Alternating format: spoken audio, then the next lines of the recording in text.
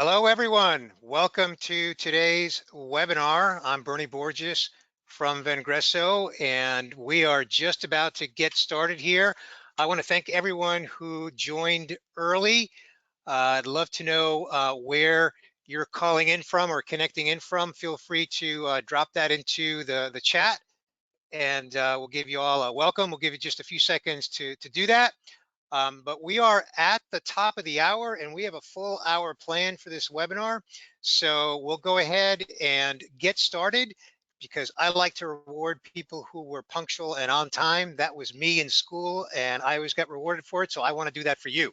So again, I want to welcome you to today's webinar, 3 prospecting strategies that sales leaders need in their playbook. I'm Bernie Borges, I'm CMO of Vengreso. And before we get started, I want to go over a few items so that you know how you can participate in today's event. And the operative word there is participate. So you should see something that looks like the screenshot that's on this slide. You should see that on your computer in the upper right-hand corner. So right now, when you connected, you're listening in by default through your computer's speaker system. Now, if you prefer to dial in over the phone, all you have to do is just select the telephone option in the audio, and there's going to be some dial-in information there, and just dial in. Now, you're also going to have the opportunity to submit text questions and comments by typing them into the questions pane on the control panel. Now, we're going to be addressing these questions sometimes in the moment, real time, and some of them at the end of the session. Now, this is a live interactive webinar, and I don't know about you, but I love live interactive webinars, and that's because they work. But the reason that they work is because of you and your participation. So I want to give you the 2 rules that we've established for this live interactive webinar. Number 1, be generous. Every time there's a new chat or question, chime in, participate. Not because you're an expert or because you're smarter than everybody else, but because you're generous. So be generous. And then rule number 2 is don't be shy. Go first. Don't hesitate. Give us your thoughts. We want to hear them. Finally, what I want to say is that we are recording this webinar and we're going to be sending you a copy of this webinar in a follow-up email, as well as for people who registered but couldn't attend today. So let me introduce our speakers and we'll get right into the content. So this is where I introduce our 2 speakers, and they'll join me on video here. We have Ray Makela and Mario Martinez Jr. Ray is an author, a speaker, and a business executive with 25 years of management, consulting, and sales experience. Now at Sales Readiness Group, SRG, Ray oversees all client engagements and the delivery of sales and sales management training programs. He's delivered programs for clients such as Alcon, AIG, Cisco, Nielsen, Foley, Pandora, Galderma, Walmart, and many others. Mario, my colleague, Mario Martinez Jr. is founder and CEO at Vengreso. Mario spent 84 consecutive quarters in B2B sales and leadership roles, growing hundreds of millions of dollars in revenue annually. Now, Mario is one of 20 sales influencers invited to appear in the Salesforce documentary film, The Story of Sales, which debuted in 2018. Now, as CEO of Vengreso, Mario has delivered or overseen digital sales training programs for clients such as CenturyLink, Vistage, Carousel Industries, Miller Heiman Group, Siemens, the New York Jets, and many others. With that, again, welcome everyone. Ray and Mario, I'll turn it over to you. Thank you, Bernie. Outstanding. Thank you, Bernie. Appreciate you getting us kicked off and oriented. And Mario, welcome. And it's a pleasure to be with you today. And I'd also just like to share what a pleasure it's been working with you and your team and preparing for this, because I know we see eye to eye and really share a lot of beliefs around the topics we're going to be jumping into, and really looking forward to collaborating with you today on this. So yeah, welcome, Mario. Thank you so much, Ray. It's a pleasure to be here with you and the SRG group and all of you out in the audience today. I know this is a hot topic that we, both Ray and myself and our organizations, have been getting a lot of questions around about prospecting, especially in the new normal. So I hope you enjoy the show today, and please make sure you get into that Q&A and chat and ask us any questions. Ray, back to you. Outstanding. You know, and I was looking just as Bernie was kicking it off. I mean, we have a record-breaking audience for, at least for SRG. We had a total registrations were a record in terms of the number of people. We have people from Mexico City, we have people from Bangalore, we have people from all over the United States from both coasts. So really a great audience that's joining us here to talk about this. And I know, when we talked about initially doing this, we were kind of formulating, well, how do we make it relevant? And I think what's really interesting is just how it resonated with the audience to say, here's something I think we can share. Here's some of the lessons we're hearing from our clients and that we're engaging in. And hopefully we can offer some value that people can take away and implement today. So let's go ahead and jump into it, Mario. One of the things we really like to do is take a pulse of the audience. And so we'll have a couple of interactions throughout here where we're going to be getting the input either through polling or chat. So what I'm going to do is open up and launch a quick poll.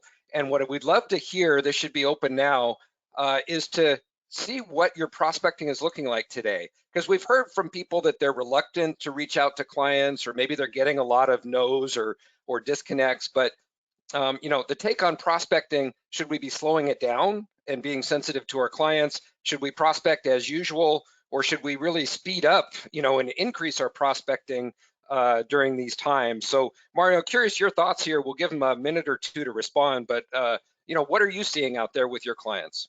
So Ray, I'll tell you exactly what's happening right now, just from an inquiry into Vengreso. As you know, all we focus on is helping sellers to do digital prospecting and to create more sales conversations. And so what we've seen happen is a dramatic increase in the request to learn how to prospect, because unfortunately, many customers and sales reps pipelines have slowed down and or come to a screeching halt in the month of March, right, as a result of, unfortunately, a global pandemic. So from my perspective, my take on prospecting in the new normal is now is the time to speed up prospecting, from my perspective, and from what we're hearing from all of our customers, to refill that funnel with people who are interested in having a conversation, setting something up for the future, or there are still many customers out there that are doing okay and or good in this time who still need our or your specific set of products or services. I absolutely agree, and actually our audience, I think, would agree as well. So interesting breakout here. We should be seeing the results coming up, but almost split across. 34% said they're slowing down, right? Probably being a little bit more sensitive to their prospects and customers. 25% is business as usual, and 40% said that they're speeding up. And so I would agree, and we're hearing the same thing, Mario, but I would say, a couple of things that we're going to get into, which is you need to be really sensitive to how you're selecting your targets and also the messaging that you're showing up with.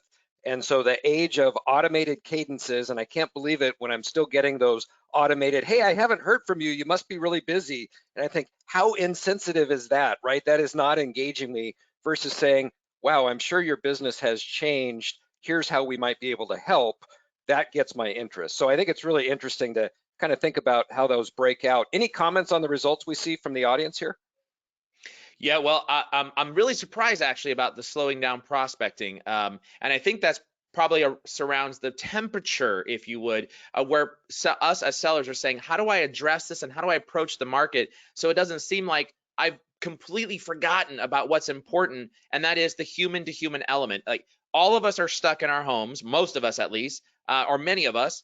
I know we've been stuck for a whole entire month and now confined for another 5 more weeks by executive order for the in California, that is. So for me, this is an interesting one that I see slow down prospecting, and I really want to understand that why. Why are people thinking about slowing down prospecting? Or, to your point, Ray, should we be thinking about how to prospect better and add in what we call the H to H, that human to human element, which is what you talked about let's slow down on this automation thing and let's start adding in some more humanized approach to how we engage and connect. Absolutely. Well, let's get into that. I'm going to go ahead and share close out the poll, and let's talk about these 3 strategies, right? So here's what we're going to dive into is, first, how do we plan and target, right? What do we do to actually target the right accounts and the right prospects? How do we find them and engage with them in a meaningful way, as you were mentioning? And then ultimately, how do we connect? Once we book that meeting, how do we connect and be relevant? How do we show up with value? And so I think it's a really interesting agenda as we're getting ready to jump in. So once again, we'd like to get your impact or your input as we go along here. And you can do this by just chatting into the question box, and I'll just read a few of these as they come in. What we'd like to get your take on is, what are your biggest challenges with prospecting in the current environment? So, for those of you who said you're slowing down, what's going on there, and what are you doing about it, which is where we're going to go. But love to get thoughts on, what can we do to be more relevant. So I'm seeing some results coming in here, but what are some of the challenges you're seeing, Mario, with prospecting in the current environment? Well, number one challenge is shoot, where do I start? Everybody that I'm calling on is hunkering down and they're slowing down. Where do I start? And even we even are having to deal with rethink that. Make no mistakes about it.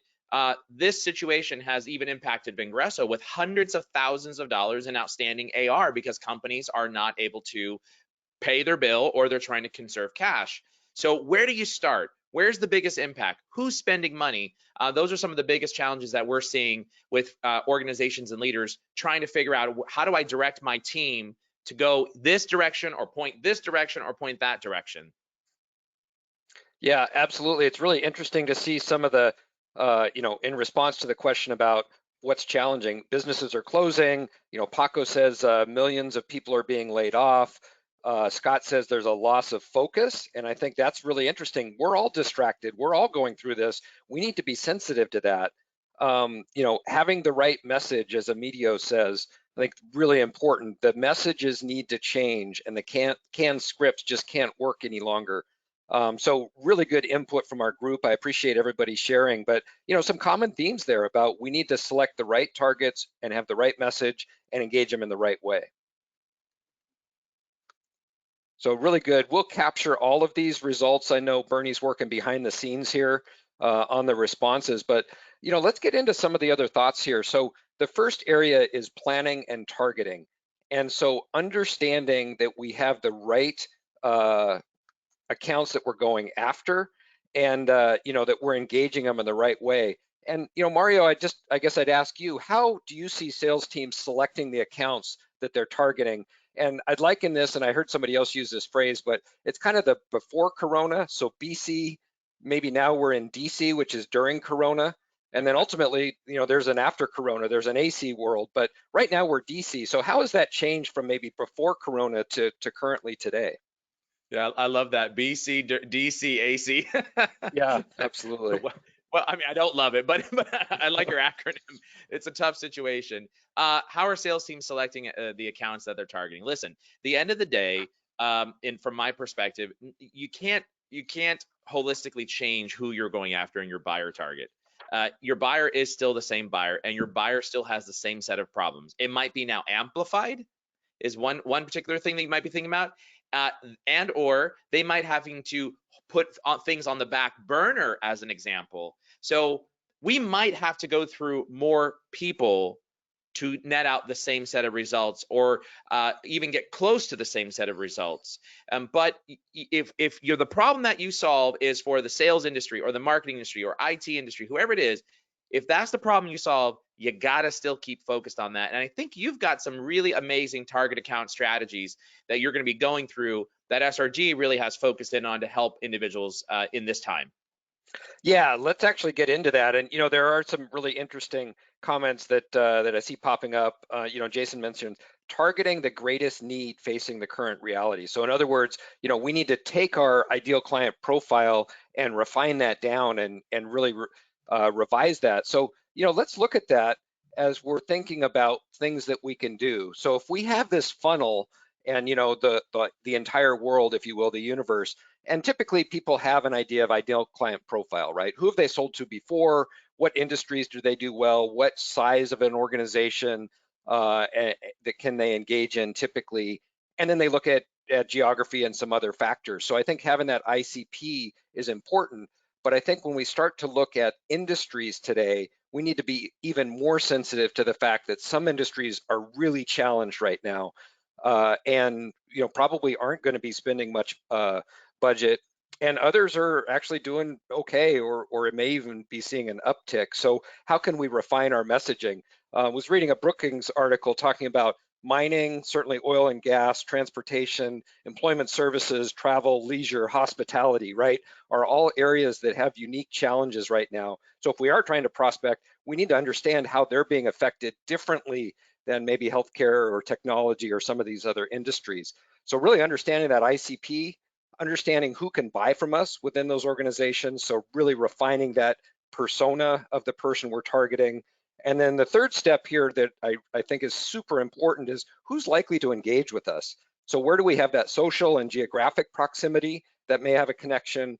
Where do we have a similar account that we can tie together? Maybe we've done work for a cousin, right? Somebody who looks like them that we can reference. Maybe we can get a referral that's going to get us in there, or there's something going on that's a trigger. But at least that's how we start with, how are we going to narrow that down to a list? And I think we need to put even more careful filters on that today, just given the environment. I know that's similar. I know we've talked about that, Mario, but how do you look at this in terms of defining the addressable universe? Yeah. So you also have to think very strategic about this as well as a sales leader. And let me give you an example, Ray, and for all the sales leaders listening in.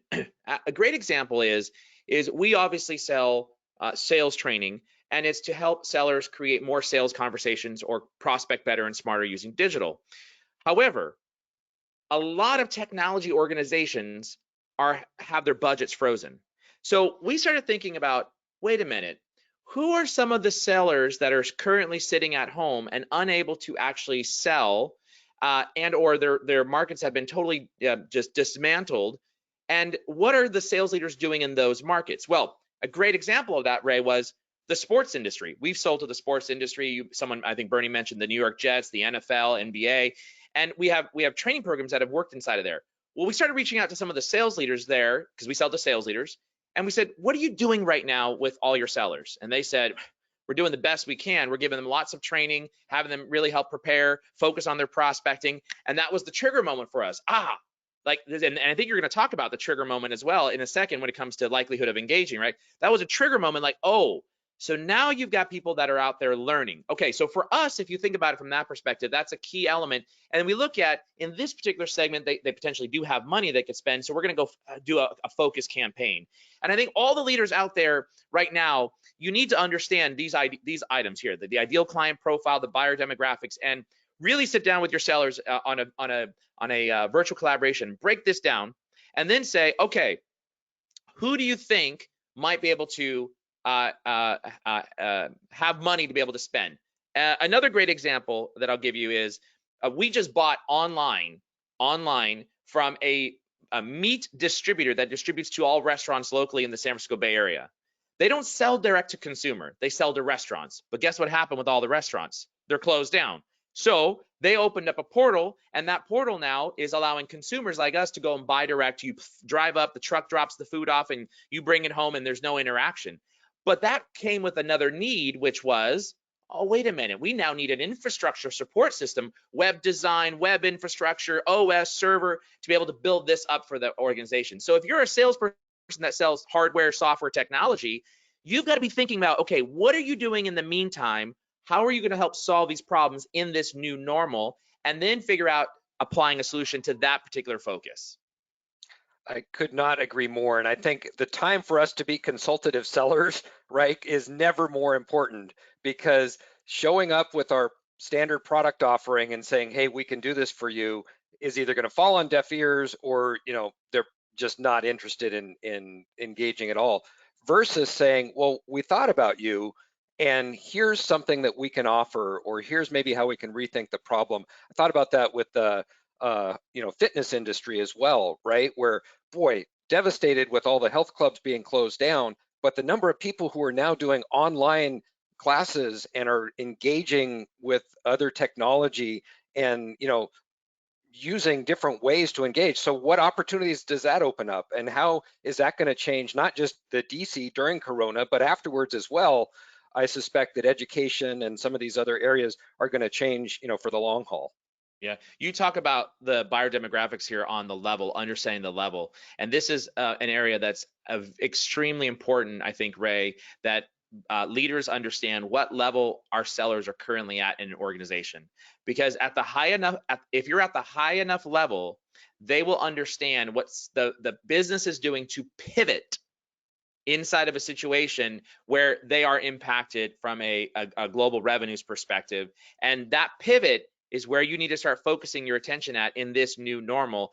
And of course, you're going to have to work through the numbers. Like what some of the folks, some of our sales folks have said, so is it, I just got to find the person. Are you ready to buy? You ready to buy? You ready to buy? You ready to buy? Well, maybe you might need to do that, but you also need to understand the pivot strategy. And if you can understand that pivot strategy and the buyer demographics and what they need to do, you might have an opportunity. Absolutely. And, we have a saying that you can only sell value to people that are empowered to buy value. So we need to find that right level where people are actually empowered to make those kind of decisions, or will appreciate the fact that we've rethought that problem, or we're offering something in a different way. Because if we're stuck too low, it's probably way beyond their capability or current authority, right, to make those kind of decisions. So let's talk about that a little bit. So we've kind of targeted down. Hopefully, at the bottom we have our target list, and that may have changed a little bit in the DC during Corona world. And then we need to do our research, right? So we need to go to school on those accounts. We need to get that list and spend a little bit more time thinking about, well, what is unique about their situation? What triggers are going on? As you mentioned, are they doing hiring? Are they doing layoffs? Are they acquiring? Are they expanding? Are they contracting? What's going on internally and externally that might be an opportunity? And, the age old, looking at their investment reports, their 10Q, their 10K, all of the different areas where you might gather that. And something even more important is their investor presentation, right? What was their last call like? What are they currently doing if they're publicly held? That's a gold mine for finding information about what's really important to that organization, and maybe an opportunity for us to say, hey, I was just reading this, I saw that you have this initiative, and here's how we can help with that. So we need to show up with value. We'll talk about that. But I think doing our due diligence, doing our research, and understanding, so that then when we engage, whether it's digitally, through a phone call, we're reaching out, but we're making it extremely relevant. And there's no time that's more important than to really personalize that message and be relevant to them. So let's continue on here. I know we have a lot to talk about, and we really wanted to talk a little bit more. Once we've targeted, then how do we find and engage the right contacts, right? And what can we do digitally to engage? So, we wanted to get a little bit of feedback here as well. Again, using your question box, you can respond in, and love to get your thoughts, Mario. So what methods are we using in the COVID area to gain access? So what is working to get access to the more senior decision makers? What are you seeing out there, Mario? A really, really good question. And the answer is everything. and leaders listening are probably saying, yeah, we knew that. But no, seriously, now more than ever, Ray, you and I have been friends for a while now, and we have been evangelizing to sales leaders for the last 4 years. Guess what? The buyer has changed on us. We need to be using the omni-channel approach to prospecting, to gaining access to these individuals, to finding and engaging with them. What do I mean by omni-channel approach? Well, the omni-channel approach means you're going to use phone. Obviously, we can't show up at a trade show right now, but in the future, we probably will be. So phone, we're looking at email, we're looking at video, we're looking at social media, we're looking at text messaging. So all these digital mediums that we can engage with a buyer on, we need to be thinking about how to leverage that channel. And here's the thing that people should walk away with right now thinking about this, Ray. Guess what? Majority of this country, buyers in this country at least, are stuck at home. There is only one thing for them to do, and that is for them to be on a computer, to be digitally connected, socially engaged, mobile attached, video hungry, and phone users, along with collaboration through video. So if you just think about what we are doing individually, guess what? Our buyers are doing the exact same thing. And as a direct result, we should be thinking about how to find and engage using all methods. And there's studies that actually showcase the benefit of using an omni-channel approach, and I'll get into that in just a little bit. Absolutely, and actually your last comment got a boom from Jason, so I appreciate that. I think that resonated with him. And I think we're hearing that one, we need to be relevant, right? So Roger says the key to prospecting over the next few weeks is going to be to demonstrate how your product or service will help them, right? Let's think about help them, not just now, but in the future, right? How are we making that link? How are we getting out there? And they're more likely, and I love Karen's comment, I feel like decision makers are more likely to speak to us now more than ever. They're picking up the phone, they're connecting, and people are wanting that connection, and they're wanting to know how you can help. And like you said, they're not spending half their time on airplanes or traveling or in other meetings, so they may actually be a little bit more accessible. And whether that's through mobile, through somebody asked about, is SMS okay? Well, if you have that relationship, if you've connected or say, hey, is it okay if I text you? I think that's a brilliant way to connect, or even on chat. We're using Teams with clients where you can have a back channel chat, or you're setting up a Zoom meeting. So lots of different ways in addition to LinkedIn messaging. So I think that absolutely, we want to be looking at all different ways to connect. And those who are saying, hey, we're prospecting less, I think are missing an opportunity, because it's not we're prospecting with the intent to sell, it's we're prospecting with the intent to build the relationship, to connect, to find out what's going on in their world, right? And hopefully be more relevant going forward with a contact that then we can continue to call on. So yeah, great input again from the group. Go ahead. I was going to mention one thing on this one. This is near and dear to my heart, and all the leaders on the phone right now, and reps, if you're listening in, you should, right now is a perfect time for you to be developing a three-headed sales prospecting strategy to find and engage with your buyers. And what I'm about to give you is going to be applicable now, DC during Corona, and what did you call it? AC after Corona? Yeah, I think so. Yep. DC and AC, right? Think about it from this perspective: three sales prospecting strategies. You need to have an inbound strategy, you need to have an outbound strategy, and you need to have an upsell strategy. Those three elements. And for the individual asked about using text messaging, if something comes on the inbound, which we right now as Vengreso, because of what we teach from prospecting, there's a high demand on the inbound. You better believe that the first thing that we are doing is reaching out and connecting on LinkedIn, and then subsequently turning around and on that message saying, I'm going to leave a voice message for you or give you a call. Here's my number. You probably don't recognize it. It's on LinkedIn. Now you call the person, and then you follow up through an SMS text message. Say you probably didn't recognize the caller ID. Maybe you even have it blocked, but nonetheless, you sent me something, you sent us something, I want to reach back out. So focus in, sales leaders, on that inbound strategy. What do you do? What does the cadence look like to find that person and engage when it's on the inbound? Then you've got that outbound strategy. All right, this is where it comes into more of that H to H I was talking about. Leaders, stop for a second and think about, what are your scripts saying? If your enablement team has not fixed those scripts to address this H to H component, then you need to get right on that right away.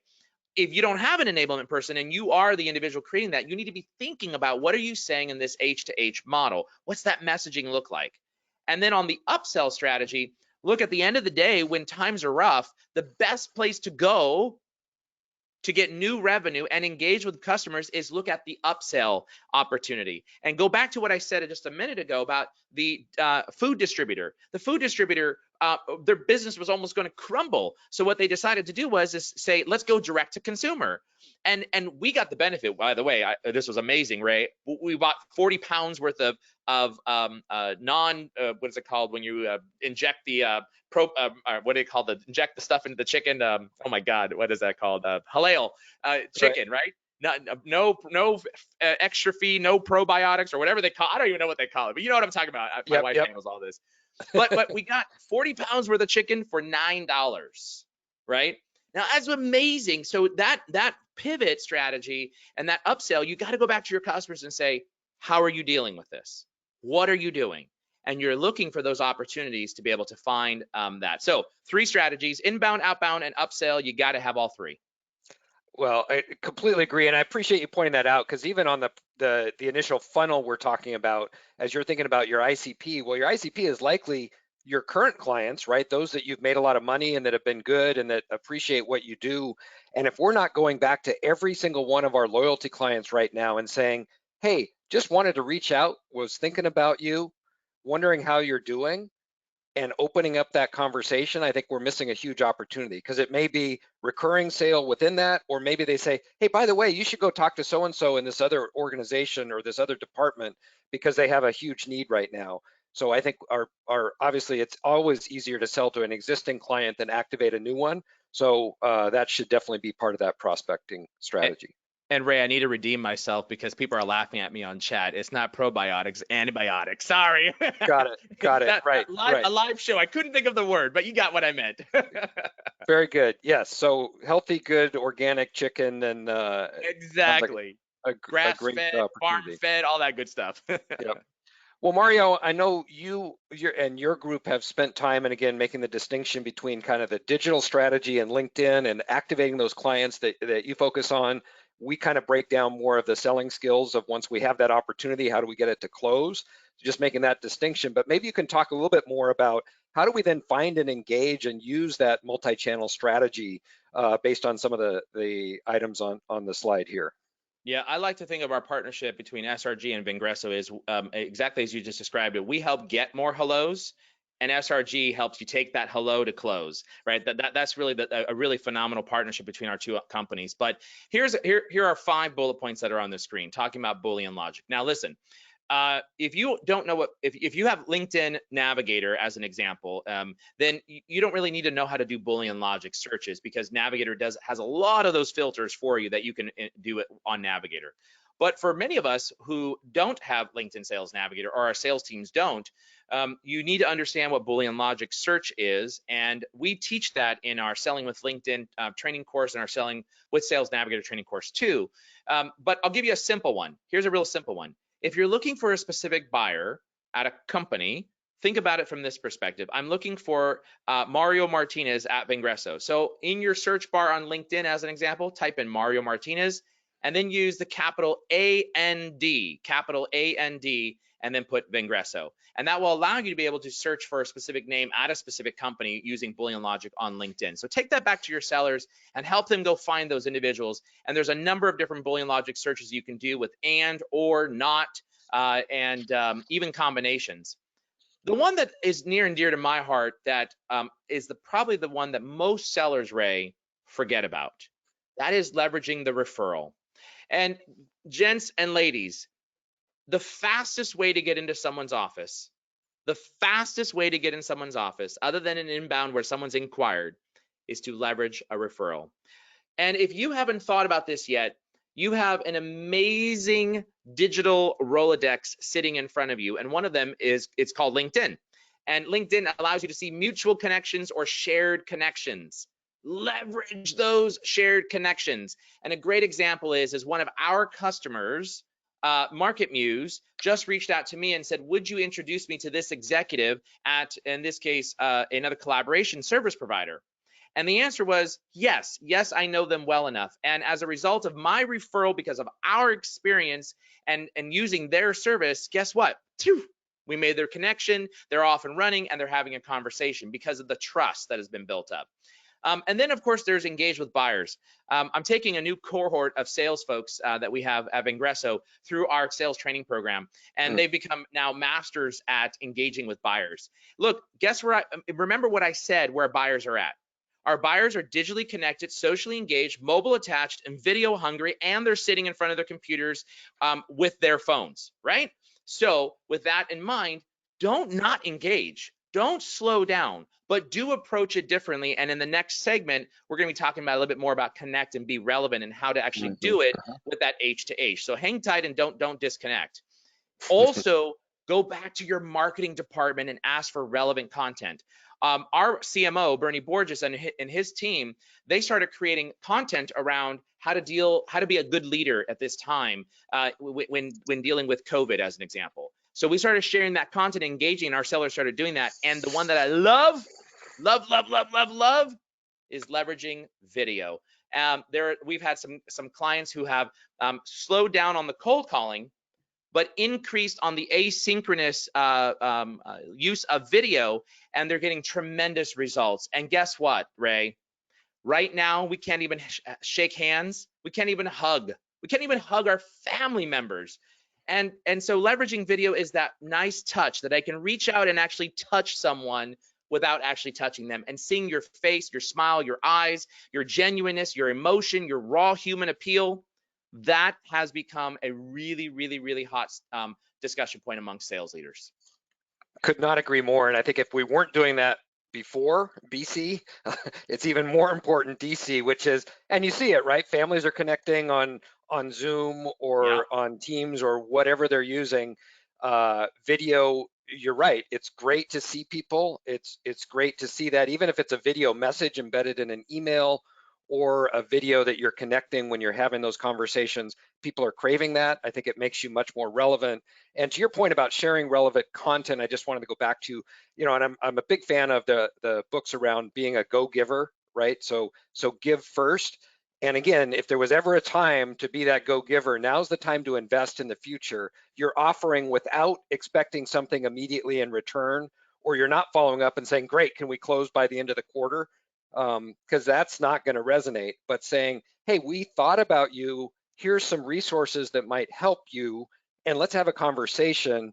I believe that's what's going to pay dividends in the DC and AC, that after Corona world. Absolutely. Ray, there's one tip for all the sales leaders listening in, and any reps as well. We've been getting this a lot. We have a selling with video sales training program that we offer, and sellers are trying to figure out, like, how do I leverage this video? So I want to give one tip, just one tip, and I know everybody can see me on video right now. And the biggest mistake that sellers make is they forget, when they send a video, where that play button is sitting at. And so most of us center ourselves right there on the camera, right here. We're centered right here. And guess where that play button sits at, Ray? Right in front of our face, right Interesting. there. Yep. So the just so you know, what gets people to open videos is the human element. I connect instantly with someone's face, their teeth, the smile, and a gesture that brings them in. So here's your tip, leaders. If you're doing video right now, whether you got One Mob, you've got Vidyard, whatever, if you're doing video right now, make sure you give your sellers this one tip. Remember, that play button is going to be right here in the center, right here. That you can see my hand. I got two hands. One's waving right here, and this one is supposed to be the play button. That's what this is supposed to be, my fist. Here we go. So have your sellers position themselves so they're smiling and they've got their hand up, so that play button is sitting right here between the arm and the head. Do not have that play button here, because if you have it there, you've lost your buyer on the first. You won't even get to the first click in most cases. That's great. That's a wonderful pro tip, right? Those are the things that are going to increase your open rate. You put the time into it. You want to make sure they get watched, and ton of research around how important and how valuable that is to have that, and how that increases your chance of having that conversation. So yeah, great absolutely. tip. Well, let's continue on. I want to be sensitive to our time. So, we talked about, we want to obviously plan and target the right accounts, right? We want to engage with them, and now we want to connect and be relevant. So, kind of how do we be relevant? How do we continue to build that relationship? And I know you have this great methodology at Vengreso that I think really brings it home, and was hoping you could kind of walk us through that, right? This PVC sales methodology and the different components that are involved there. Yeah, so you're right. We call it the PVC, as in piping, right? PVC. And what this stands for really is, the P is that personalize, the V is the bring value, and the C is to have a call to action in your messaging. So as an example, we want to personalize. There's two ways to personalize. You can personalize to the individual, or you can personalize to the buyer persona, the specific pain. And what I highly recommend is that as we think about personalizing, if you're going to be able to create, quote, a template for your sellers, then what you want to be thinking about is start out with what everybody is thinking about. And that is, how are you and your organization doing in this DC state, during coronavirus state, right? Ask that question. Be real, be authentic. That is a real problem. And I'll give you an example, Ray. Just me and we brought home all this frozen meat or meat that we got from this distributor, right? Well, my wife is an ex-nurse, NICU nurse, and she knows what droplet precautions looks like. So we brought those boxes and we had our gloves on. We laid it out on the floor inside the garage. We had to take everything out in terms of the boxes, all the cans and everything, wipe them down with Clorox, stick everything out where it didn't need to be, right? So this is real. And then our neighbors walked by and they were like, are you doing like Clorox wipe down? I'm like, yeah, this is our sanitary control center right now, right? Right, So, right. so think about that as you're personalizing content. Of course, you wouldn't get into that level of detail, but understand the commonalities. The commonalities is what we're all facing as humans. Certainly, when you personalize to the buyer persona, if you have nothing in common, talk about the specific problems that you solve. So here's a great script right here on the side. Usually when we talk to sales leaders, they have two common problems. Number one, how to create more sales conversations. And number two, how to reach more qualified buyers, right? So those are two problems that we Vengreso solve. And I know that because that's what we talk about all day long. Now you bring in the V, that big V right here, the value. And this is what you talked about earlier, Ray. And this value is something that you can use at the prospecting phase and all the way through the journey, through the closing phase. And that's going to be content that helps solve very specific problems. And right now we're teaching our new sellers how to use our content and how to be thinking about content that applies to a specific pain point or problem. And the CTA, this one is near and dear to my heart. Most sellers on especially our automated scripts is, I want to book a meeting, I want to book a meeting, I want to book a meeting, I want to book a meeting. Guess what? You might not even be able to get the meeting right now. So how about just be satisfied with getting engagement?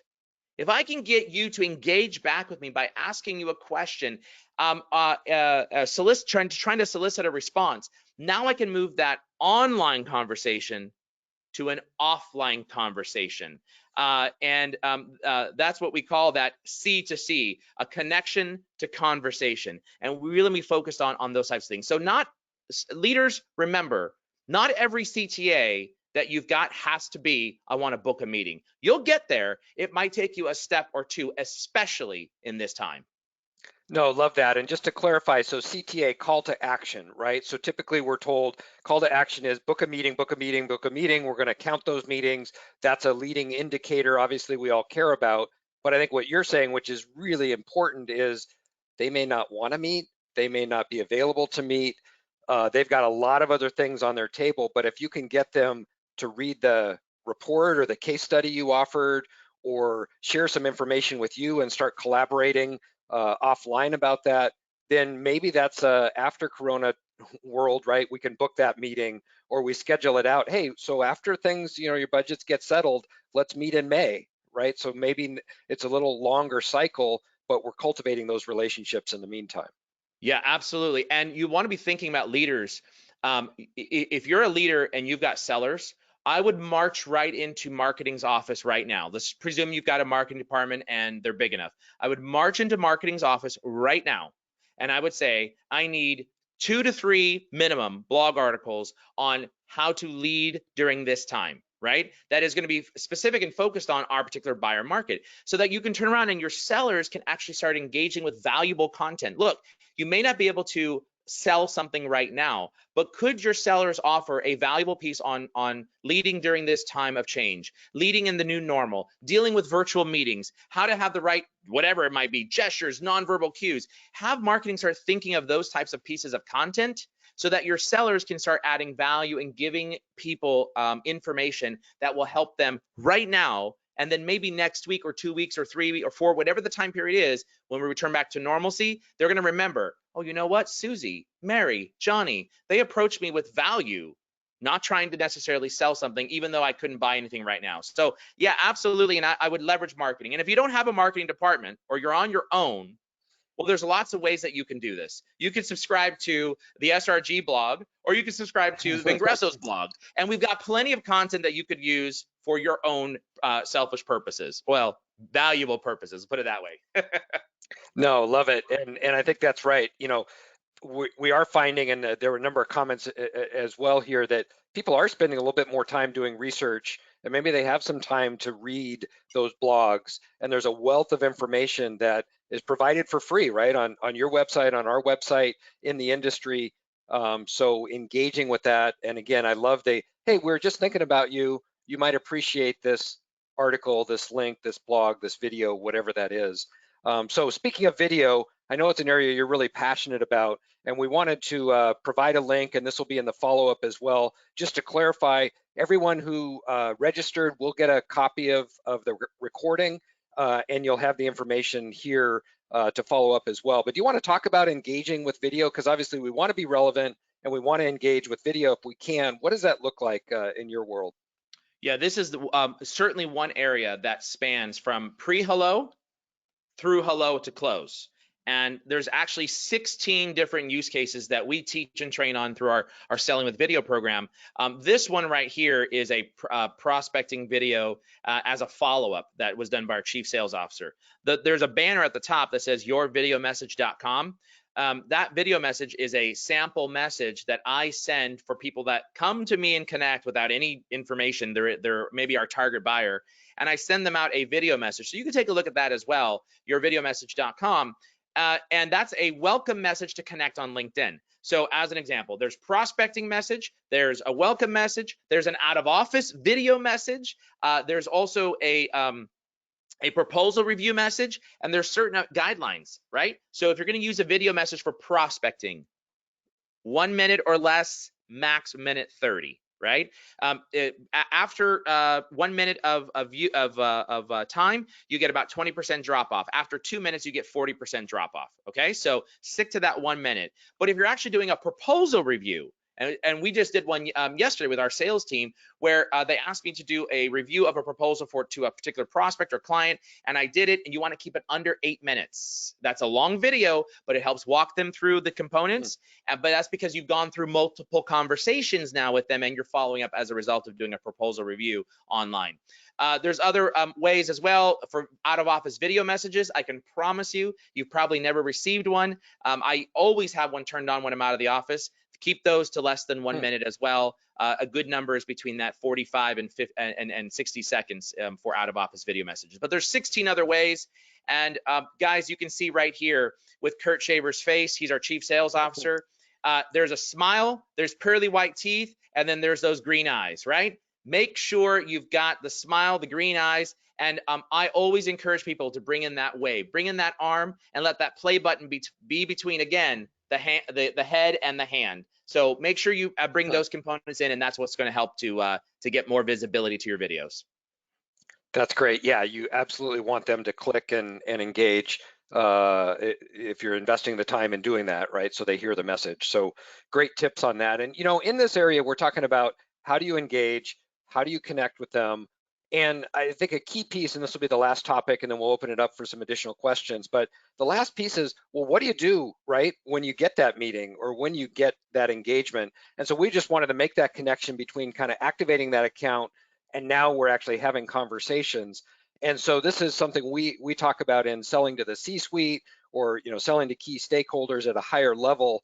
The top thing that comes out, and a lot of research, HBR did an article on this, a classic on what do senior buyers want, and they want sellers to show up and be informed and be relevant and bring some information, right? Bring something that is going to help them. The last thing you want to do is show up and go to school on that contact after you've worked so hard, right, to get that meeting, and you show up and say, hey, tell me, Mario, what keeps you up at night? And I actually had a response to that once, and the executive said, I sleep just fine, and my sleep habits are really none of your business, right? So I think that's not a question that I ask any longer, but I think it does speak to, we need to show up with those industry insights. We've done our research, we've thought about their particular situation. It's even more important than ever, as we've talked about, to bring value. Here's how we think we can help you. And then this is getting into more of the selling skills, but we need to think about communication style. So any research we can do about that individual to think about what's their personality style. Are they very matter of fact and to the point? Do we need to spend a little bit more time building rapport and the relationship? Maybe they're more data driven and they really like the research. What can we learn from the organization, from coaches, from others about how they're actually going to engage with us? And then the last piece, and this is just kind of classical, if we're having that meeting and we work so hard to get it and it's at a senior level, we better show up and have a presence, right? We're dressing the part, we're looking the part, we practiced, and I can't tell you the number of times that people show up and it's like they just rolled out of bed, or they just turned on the video for the first time and they're still figuring out how it works and the lighting, these days. So we need to have that executive presence, meet them where they are, bring some value with us. And I think that's going to help us now go from we have the meeting to a real opportunity or a real relationship that we can cultivate in the future. So just some ideas on, what do we actually do when we're able to engage with them? So let's go ahead and kind of one final area as we've talked about and we've really worked through here: planning and targeting, finding and engaging. We've connected and be relevant. Where do we start with all this, Mario? So, we've tried to cram in several days worth of kind of training and content and our ideas into about 45 minutes here. But what would you suggest, and how might a sales team or a sales leader, if they're on board here, start with their team? How would you recommend they activate or start to engage with some of these skills? Well, I mean, barring doing a direct plug for our training program, I would say you've got to really take a step back here, and you need to assess the business where you're at today and how you're going to market from a prospecting standpoint. And we need to look back at what it is that our sellers are actually saying and doing, and do we have them pointed in the right direction? So think about the 3 sales strategies that you should be focused on. You've got the inbound, you've got the outbound, and you've got the upsell strategy. So develop a focus plan for each one of those areas. The upsell strategy, like again, if you're not talking to SRG, you should be, because that's really where you're going to be able to help expand those clients. In addition to that, you've got the inbound and the outbound. As you know, Ray, we just released because of the demand, and it was really based off a story with my wife, and she's a former NICU nurse. Many of her friends are now pulled into the ICU to help in these times with respects to COVID, and so they were out of masks. So she began a campaign to create masks. And I really felt like I wanted to do something, brought it to the co-founders of Vengreso, and we launched a campaign to take our entire online training program, which is just our on-demand program, and push that out. And the crazy prices is just like, go to moresalescalls.com, moresalescalls.com. We're not making any money. I just tell anybody that. And we're doing this in response to just help our sellers, especially with the number that I just saw. I think it was we're up to 6 million people for filing for unemployment, 6.3 I just saw, and a big portion of that is sellers. So where do you start? It's overwhelming. And I'm dealing with this. Ray's dealing with this. All of us are dealing with this. It's extremely overwhelming. But net that down to 3 strategies. What are we doing on inbound? What are we doing on outbound? What are we doing on upsell? And then focus on what are our sellers saying? What sales motions are they doing? What tools and technologies are they leveraging? And start to focus in on honing in on those areas. And subsequently, the moment that you get a hello, to Ray's point that he said just a few minutes ago, don't waste it. Don't waste it. You should be on those virtual calls with your sellers. You got nothing else to do other than be virtual. So get on the phone with your sellers, help them through this process, help them navigate those waters. I will tell you, me personally, I have been on sales calls already with my sellers, and as the CEO of Vengreso, I'm on those phone calls with the sales leaders. And that's just something that I take pride in, because we're all in this together and everybody needs to see that. So that's where I would suggest people start at. No, I love that. And yeah, we have the idea that every time you book a meeting, that's an asset of the company, right? So let's invest in nurturing and expanding that asset, right? Building that. And if that means that we need other people on board, if that means we're going to rehearse that before the meeting, I mean, there aren't enough of those at bats, so we better take them very seriously, and we better show up, right, with some relevancy and some insights and value. Somebody had asked about C-suite, right? Anytime you're selling to a chief whatever, so that's the chief marketing officer, chief sales officer, chief information officer, chief financial officer, CEO, at that level, we better make sure if we're able to get that meeting that we're extremely relevant and we have something to say. So just wanted to kind of respond to that question. But I think it's super important today that we think about how we're planning and targeting, right? How we're engaging with them, and then how we're connecting once we do get that message and we have something to say to take it forward. So I think we've captured a lot on that. Go ahead, Mario. I was gonna say one more thing, Ray, and this is what I really appreciate about our sales guys, right?